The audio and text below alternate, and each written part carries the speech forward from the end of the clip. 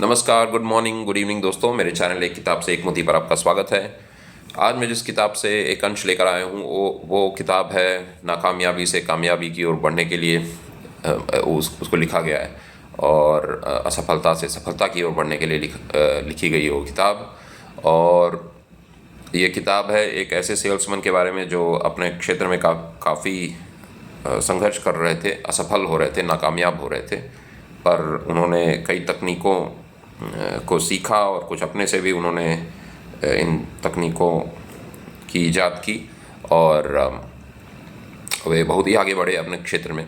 तो आइए हम जानते हैं उनसे कि एक कौन सी ऐसी तकनीक है जिसका हम अनुसरण करके या जिसे लागू करके हम भी अपने जीवन में आगे बढ़ सकते हैं। तो ये तकनीक है आत्मव्यवस्था के बारे में, यानी अपने आप को कैसे बहुत ही एफिशिएंट बना लिया जाए और इफ़ेक्टिव बना लिया जाए, यानी प्रभावी बना लिया जाए, कुशल बना लिया जाए, दक्ष बना लिया जाए, कार्यक्षम बना लिया जाए। जैसे एफिशिएंट के सब अनुवाद हैं। तो मेरा कहने का मतलब था कि हम इफ़ेक्टिव और एफिशिएंट कैसे बने अपने क्षेत्र में। अगर हम काम करते हैं, एम्प्लॉई हैं, तो कैसे हम अच्छे एम्प्लॉई बने, कर्मचारी बने।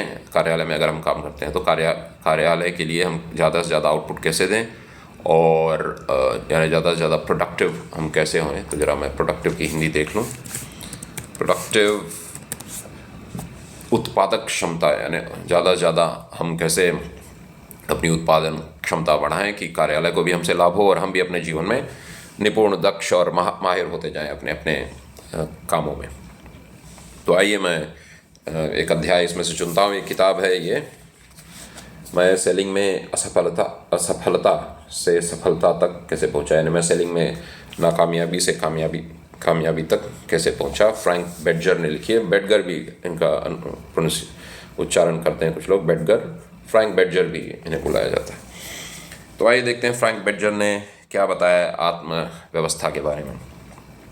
तो मैं चौथे अध्याय से कुछ पढ़ने जा रहा हूँ। इकलौता तरीका जिससे मैं खुद को व्यवस्थित कर पाया। जब मैंने रिकॉर्ड रखना शुरू किया तो जल्दी ही मुझे यह पता चल गया कि मैं दुनिया का सबसे अव्यवस्थित आदमी हूँ। अनऑर्गेनाइज या डिसऑर्गेनाइज कर सकते हैं। मैंने प्रति सप्ताह 40 कॉल्स की दर से साल भर में 2000 कॉल करने का लक्ष्य रखा था, परंतु मैं इतनी बुरी तरह से पिछड़ गया कि मुझे रिकॉर्ड रखने में ही शर्म आने लगी। मेरे इरादे नेक थे, मैं नए संकल्प करने लगा, परंतु वे अधिक दिनों तक नहीं चले। मैं किसी तरह खुद को व्यवस्थित नहीं कर पा रहा था। आखिरकार मेरे दिमाग में यह बात घुस गई कि मुझे योजना बनाने के लिए अधिक समय निकालना चाहिए। यह योजना आसान था कि क्षमा कीजिए, यह सोचना आसान था कि 40 या 50 प्रॉस्पेक्ट्स या संभावित ग्राहकों के कार्ड सामने रख लिए जाएं और मान लिया जाए कि मैं पूरी तरह तैयार था। इसमें ज़्यादा समय नहीं लगता, परंतु रिकॉर्ड का पूरी तरह विश्लेषण करना, हर कॉल का सावधानीपूर्वक अध्ययन करना, यह योजना बनाना कि मैं हर व्यक्ति से क्या कहूँगा, प्रस्ताव तैयार करना, पत्र लिखना और शेड्यूल बनाना, सोमवार से लेकर शुक्रवार तक के हर दिन के कॉल को उनके सही क्रम से व्यवस्थित करना, इस सब कामों में 4 से 5 घंटे के ठोस और गहन परिश्रम की आवश्यकता थी। इसलिए मैंने शनिवार की सुबह को अलग रख लिया और इसे खुद को व्यवस्थित करने के दिन का नाम दिया। क्या इस योजना से मुझे मदद मिली? सुनिए। हर सोमवार की सुबह जब मैं निकलता था तो अनिच्छा से कॉल करने के बजाय मैं विश्वास और उत्साह के साथ लोगों से मिलने जाता था। मैं उनसे मिलने के लिए उत्सुक और व्यग्र होता था क्योंकि मैंने उनके बारे में सोचा था, उनकी स्थितियों का अध्ययन किया था और मेरे पास कुछ विचार थे जो मेरी राय में उनके लिए मूल्यवान हो सकते थे। सप्ताह के अंत में थकान और हताशा अनुभव करने के बजाय मैं दरअसल प्रफुल्लित महसूस करने लगा और मैं रोमांचित होकर यह सोचता था कि अगले सप्ताह मैं इससे भी बेहतर कर सकता हूँ। कुछ साल बाद मैं इस काबिल हो गया कि अपने खुद को व्यवस्थित करने के दिन को शुक्रवार की सुबह पर ले आऊं और बाकी के सप्ताह को अपने शेड्यूल से हटा दूं। इस तरह मैं सोमवार की इसमें लिखा गया है, कुछ साल बाद मैं इस काबिल हो गया कि अपने खुद को व्यवस्थित करने के दिन को शुक्रवार की सुबह पर ले आऊं और बाकी के सप्ताह को अपने शेड्यूल से हटा दूं। यानी जो बाकी का शनिवार और संडे वीकेंड है उसमें ये शेड्यूल नहीं बनाते थे, यानी मंडे से फ्राइडे तक बनाते थे। इस तरह मैं सोमवार की सुबह तक अपने बिजनेस को पूरी तरह से भूल सकता था। यह बड़ी हैरानी की बात थी कि जब मैंने योजना बनाने के लिए पर्याप्त समय निकाला तो मैंने कितना अधिक काम कर लिया। और यह तो उससे भी अधिक हैरानी की बात थी कि जब मैंने योजना के बिना काम किया तो मैं कितना कम काम कर पाया। मुझे सप्ताह में 4.5 दिन टाइट शेड्यूल में काम करना पसंद है, बजाय इसके कि मैं पूरे सप्ताह हर समय काम करता रहूं और कुछ भी हासिल न कर सकूं। मैंने पढ़ा कि महान उद्योगपति हेनरी एल डोहेटी ने कहा था, मैं लोगों को 2 कामों को छोड़कर हर काम के लिए नौकरी पर रख सकता हूं, सोचना और चीज़ों को उनके महत्व के क्रम से करना। और तो ये साप्ताहिक टाइम टेबल के बारे में है। और अब आगे बढ़ते हैं कि एक आदमी के साथ इनका कुछ उनकी चर्चा हुई कार्यक्रम बना के जीने के बारे में। मैं आपको यह कहते हुए सुन सकता हूँ, परंतु यह मेरे लिए नहीं है। मैं इस तरह की चीज़ नहीं कर सकता। मैं टाइम टेबल के हिसाब से ज़िंदगी नहीं गुजार सकता। मतलब अगर हमारे मन में ये कुछ विचार उठ रहे हैं कि ऐसा जीवन कैसा होगा कि पूरा टाइम टेबल के हिसाब से हमें चलना होगा, यानी समय सारणी के हिसाब से, कार्यक्रम के हिसाब से, मैं सूची नहीं रखूँगा। तो मेरे पास आपके लिए अच्छी खबर है, आप अभी भी टाइम टेबल के हिसाब से ज़िंदगी गुजार रहे हैं। और अगर आपने इसकी योजना नहीं बनाई है तो शायद यह एक ख़राब टाइम टेबल है। यानी ये कहना कि मैं टाइम टेबल के हिसाब से नहीं जीऊँगा, फ्रैंक बेल्जर के हिसाब से ये गलत वक्तव्य या स्टेटमेंट है, क्योंकि हमारे पास एक टाइम टेबल पहले ही है, पर उसमें कोई प्लान नहीं है, उसमें कोई योजना नहीं है, वो लिखित नहीं है। तो हर आदमी के पास टाइम टेबल है, बस यही वो मन में रखता है, या बस उसमें कोई योजना नहीं है, कोई व्यवस्था नहीं है। कहने का मतलब ये है। तो ये पहली बात हो गई। दूसरी बात हो गई कि हर आदमी टाइम टेबल पे जी रहा है। कुछ लोगों का योजनाबद्ध कार्यक्रम होता है, कुछ लोगों का बिना किसी योजना का होता है। अब आइए बात करते हैं 6 बजे वाले क्लब में। मेरे ख्याल से अभी हाल ही में 5 AM क्लब किताब भी आई थी मार्केट में, तो इसमें 6 AM क्लब का दिया है, पर समय आप अपनी मर्जी से सोच सकते हैं। 6 बजे वाले क्लब के बारे में है। मैंने स्पष्ट किया, कई साल पहले मैंने पढ़ा था कि बेन फ्रैंकलिन के अनुसार जो लोग जल्दी नहीं उठते उनमें से केवल कुछ ही लोग बुढ़ापे तक जिंदा रह पाते हैं, और उनसे भी बहुत कम लोग कभी सफल हो पाते हैं। इसलिए मैंने अपनी अलार्म घड़ी को सुबह 1.5 घंटे पहले सेट करना शुरू कर दिया।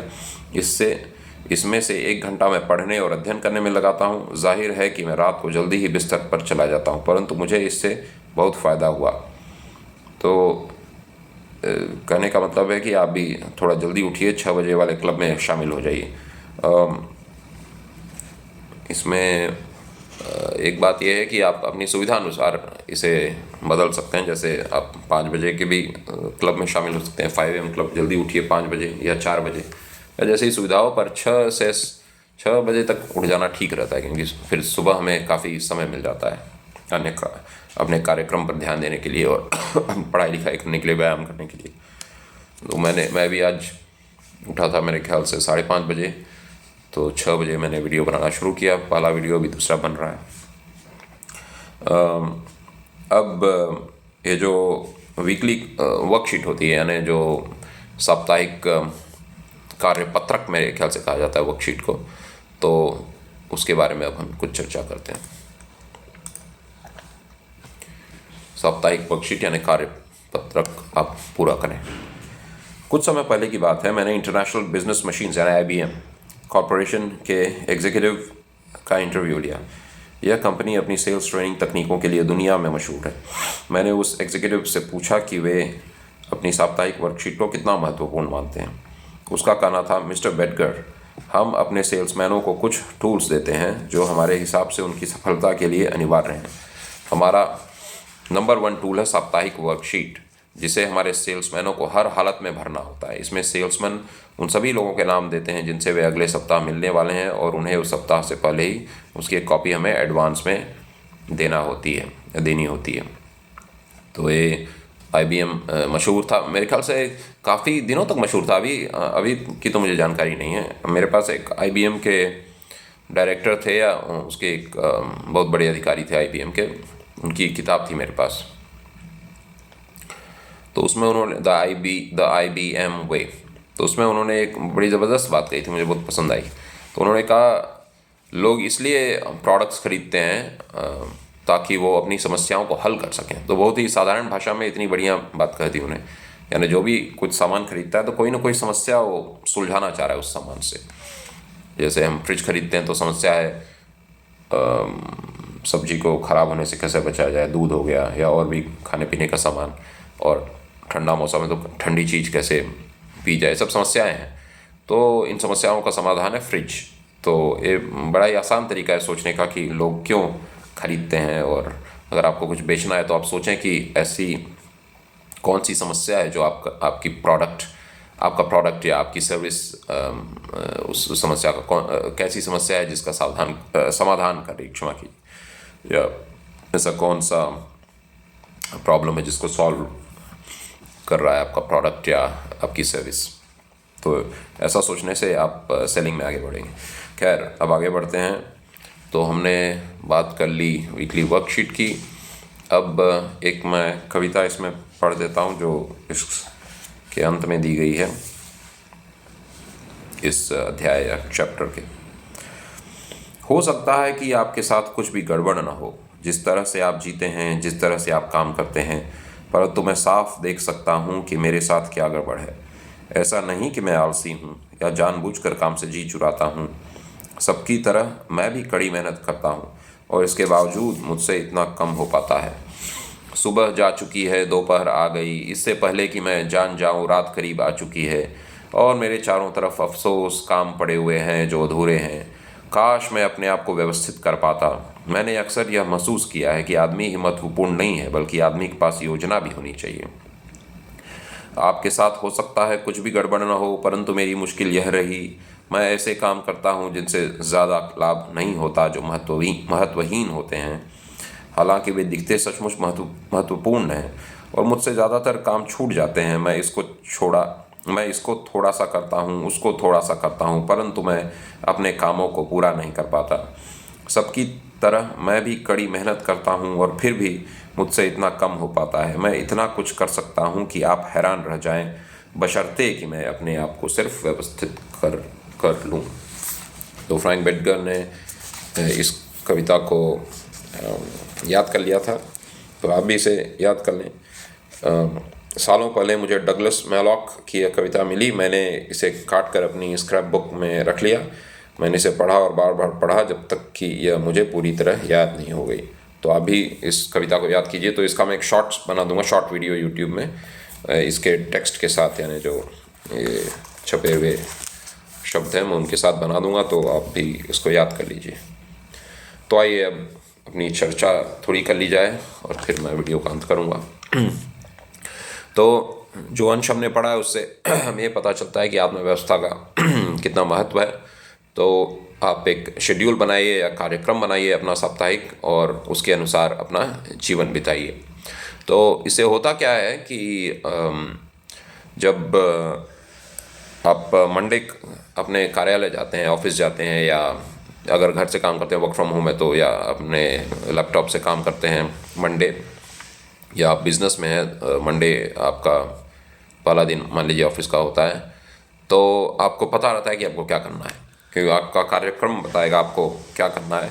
तो इससे क्या होता है कि हमें एक तो स्पष्टता आ जाती है, क्लैरिटी रहती है कि हमें क्या करना है, और दूसरी चीज़ है कि जोश भर आता है कि हमें दिखता है कि हमें ये काम करना है और इस घंटे या घंटे 2 घंटे के अंदर हम काम पूरा कर लेंगे, और अपने कार्यालय के लिए भी अच्छा काम करेंगे, अपने बिज़नेस के लिए अच्छा काम करेंगे, अपनी महारत को भी बढ़ाएंगे। और एक जब काम पूरा होता है तो एक उसकी खुशी भी अलग रहती है। मैंने कई किताबों में ऐसा पढ़ा है कि एक आनंद आता है इसमें। जैसे कि मान लीजिए आपने लिस्ट बनाई, ये काम मुझे करना है, उसको टिक करते गए कि मैंने ये काम पूरा किया और ये काम पूरा किया। तो ऐसे बनाने से अंदर जोश और उत्साह भरता है कि हम कुछ आज अच्छा कर रहे हैं। और ये तो हम अच्छे कर्मचारी अगर हम हैं तो हमें अपने कंपनी के लिए ज़्यादा से ज़्यादा प्रोडक्टिव होना चाहिए, यानी हमारी उत्पादक क्षमता बहुत होनी चाहिए। तो हम जो समय दें ऑफिस में उसमें खूब काम करें, क्योंकि तनख्वाह हमें इसीलिए मिलती है कि मंडे से फ्राइडे तक का समय जो प्रतिदिन का है उसमें 7 से 8 घंटा या 9 घंटा वो कंपनी का है, वो हमारा समय नहीं है। तो उसमें लंच को छोड़ के बाकी समय कंपनी के लिए है, तभी उसके बदले ही हम पैसा ले रहे हैं। तो अगर हम धन लेते हैं कंपनी से, तो हमारा काम है उस समय को हम कंपनी के लिए पूरी तरह समर्पित कर दें और उसमें खूब जोश और उत्साह से काम करें। और कार्यक्रम है तो हम उस अपनी उत्पादक क्षमता को बढ़ाएंगे, हम निपुण होंगे और दक्ष होंगे, माहिर होंगे अपने काम में, और प्रभावी ढंग से हम अपने काम को अंजाम देंगे। तो एक बात ये है। दूसरी बात है कि आप 6 बजे के क्लब में शामिल हों, या अगर आप चाहें तो 5 AM क्लब में शामिल हो जाएं, या 4 AM। कहने का मतलब है आप 4 बजे उठिए सुबह, या 5 बजे या 6 बजे, जिससे कि आपको कुछ अधिक समय मिल जाए सुबह। जैसे फ्रैंक मिटगर बताते हैं कि वे सुबह जल्दी उठ जाते थे 6 बजे, और 1 घंटा समय या कुछ इतना ही समय वो पढ़ाई लिखाई में देते थे। तो आप भी अपने क्षेत्र के बारे में थोड़ा जानिए, कुछ किताबें मंगा लीजिए और क्षेत्र के बारे में पढ़िए, अंग्रेजी में पढ़िए, हिंदी में पढ़िए, मातृभाषा में पढ़िए और अंग्रेजी में पढ़िए। तो इससे आपका कम्युनिकेशन स्किल बढ़ेगा, यानी शब्दों को इस्तेमाल करने की क्षमता बढ़ेगी, क्योंकि ऑफिस में इसका भी बहुत महत्व होता है। आप किस तरह से बात करते हैं, किस तरह से आप अपने विचारों को व्यक्त करते हैं, ये भी महत्व रखता है, और पढ़ने लिखने से थोड़ी क्षमता बढ़ती जाती है। और हमने साप्ताहिक कार्य पत्रक वर्कशीट की बात कर ली है, यानी जैसे वीकली टाइम टेबल जिसे कह सकते हैं, तो हफ्ते भर का बना लीजिए। जैसे IBM का उदाहरण ये देते हैं कि IBM में जो भी सेल्समैन या सेल्स पर्सन ज्वाइन होता था, तो उन्हें ये वर्कशीट बनानी होती थी हर हफ्ते, यानी हर हफ्ते का कार्यक्रम, निश्चित कार्यक्रम बनाना होता था, टाइम टेबल बनाना होता था कि वे क्या करेंगे। तो इससे क्या है कि बड़ी स्पष्टता आ जाती है, जैसा मैं पहले ही कहा। और एक इसमें कविता दी गई है व्यवस्थित होने के बारे में, तो उसे भी आप याद कर लीजिए। और इससे एक फ़ायदा क्या होता है आत्मव्यवस्थित होने से, कार्यक्रम बना के चलने से, कि हमारा मन भटकता नहीं है। और जब परेशानियां आती हैं, जैसे कई बार मन थोड़ा परेशान रहता है, तो आपके पास जो कार्यक्रम है व्यस्त रहिए, मस्त रहिए, जैसा कहा जाता है मेरे ख्याल से, व्यस्त रहिए, तो आपके विचार सही दिशा में जाएंगे। कुछ काम करने को है तो जैसे एक कहावत है अंग्रेजी में, an empty mind is the devils workshop, यानी खाली दिमाग शैतान का घर होता है। तो जब आपके पास कार्यक्रम है तो आपका दिमाग खाली नहीं है, आपका दिमाग तो चल रहा है कि कैसे उस काम को पूरा किया जाए। तो आप मानसिक रूप से भी स्वस्थ रहेंगे और शारीरिक रूप से भी श्रम करेंगे तो स्वस्थ रहेंगे। तो ये बात हो गई। दूसरी चीज़ है, मतलब एक और बात ये है कि मंडे कई लोग उठते हैं तो थोड़ा डिप्रेस टाइप के रहते हैं, यानी अवसादग्रस्त रहते हैं। अवसाद करना ठीक है कि नहीं पता नहीं, पर थोड़ा जोश की कमी रहती है, और लगता है कि अरे एक हफ्ता फिर शुरू हो गया काम का, ऐसा होता है। पर अगर आप कार्यक्रम बना के चलते हैं तो मंडे और फ्राइडे में आपको कोई फ़र्क नहीं लगेगा, आप पूरे जोश से अपने काम को करते रहेंगे। पूरा हफ्ता आपके सामने है, और जब आदमी अपने काम में महारत हासिल करने लगता है तो उसको कार्यालय का काम अच्छा लगने लगता है, क्योंकि ऑफिस भी उसका एक बहुत महत्वपूर्ण स्थान है। जैसे हम घर के लिए घर के कामों पर भी ध्यान देते हैं अपना, वैसे ही ऑफिस के काम पे भी ध्यान देना है। ऑफिस के जो कार्यालय, खासकर जो कर्मचारी हैं, तो उनका घर तो कार्यालय की तनख्वाह से ही चलता है। अगर तनख्वाह न मिले तो घर न चले। तो इसलिए इतना महत्वपूर्ण जो संस्था है हमारे जीवन में, उसके लिए तो हमें पूरे मन से काम करना चाहिए। और जब हम आगे बढ़ते हैं तो जब कर्मचारी आगे बढ़ता है तो कार्यालय भी आगे बढ़ता है। तो ऐसा हो ही नहीं सकता कि जो आदमी कार्यक्रम बना के अपना काम करे और पूरी लगन से काम करे, वो आगे ना बढ़े, अपने कंपनी में बढ़ेगा ही, इसमें निश्चित है। तो इस पर मैं एक वीडियो बनाऊंगा कि आजकल जो समस्या है नौकरी की, जैसे कई कंपनियां होती हैं जो बंद हो जाती हैं या ले ऑफ कर देती हैं, जैसे अभी हाल ही में हुआ, जैसे कुछ लोग अमेरिका से भारत भेज दिए गए। तो इसमें क्या होता है कि अगर आप अपने आप को निपुण बना लें और अपने क्षेत्र में महारत हासिल कर लें तो नौकरी की कमी नहीं रहती है।